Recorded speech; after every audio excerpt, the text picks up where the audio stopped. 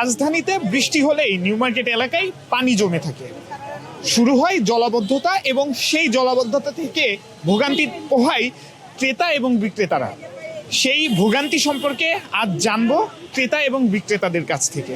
না, এই অবশ্যই সমস্যা হয়, কারণ ঢাকা শহরের মতো একটা রাজধানী আমার মনে হয় না মানে বিশ্বের কোথাও মানে ক্যাপিটাল সিটির ভিতর এরকম জলাবদ্ধতা আছে বলে আমার জানা নেই অন্তত আর বিশ্বের কোথাও।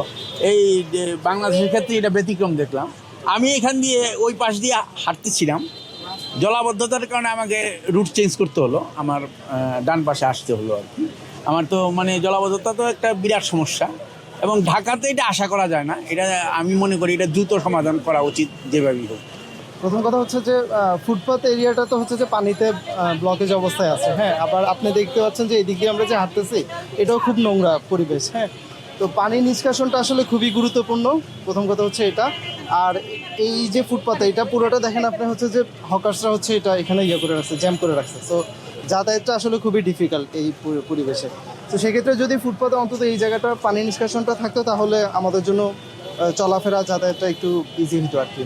আর ঢাকার মতো এরকম একটা এরিয়াতে আসলে জলাবদ্ধতা, এটা আমি আসলে খুবই অবাক হয়েছি। আমি বনশ্রী থেকে আসছি, তো এটা মানে এক্সপেক্টেড না আর কি, বাংলাদেশের মতো এরকম একটা ক্রাউড প্লেসে।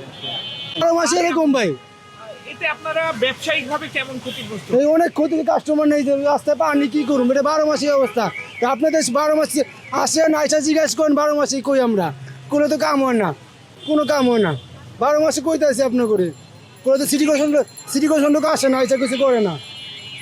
এটা এরকমই ভাই, এটা আপনার যদি কিছু না করেন তাহলে কিছু করবো না। আপনাকে কই দেবো আগে, আপনাকে সবসময় কই, আজকে নতুন কই নেই, এই শুরু তো 6 বছর ধরে খালি কইতে আসছি আমি, এখন কাম হয় না ভাই। ব্যবসার ক্ষতি হয়েছে যে লোকজন আসতে পারে না, পানি দেখা জায়গা, লোক ঢোকে না, ওই মার্কেটের ভিতরে পানি, ব্যবসা তো বিশাল ক্ষতি। পানি নামার কোনো ব্যবস্থা নাই, পানি নামতে পারে না, পানি না নামাতে পানি উঠে যায়। ওই ড্রেন বানাইছে, ড্রেন সব বোতলে পলিথিনে ড্রেন জুব্বা রয়েছে, পানি যাইতে পারে না। এই মাঝে মধ্যে সিটি কর্পোরেশন থেকে কিছু হিসাব পরিষ্কার করে, অর্ধ পরিষ্কার করে আবার জায়গা, এই সামান্য কিছু উড়ায় জায়গা পুরাভাবে পরিষ্কার।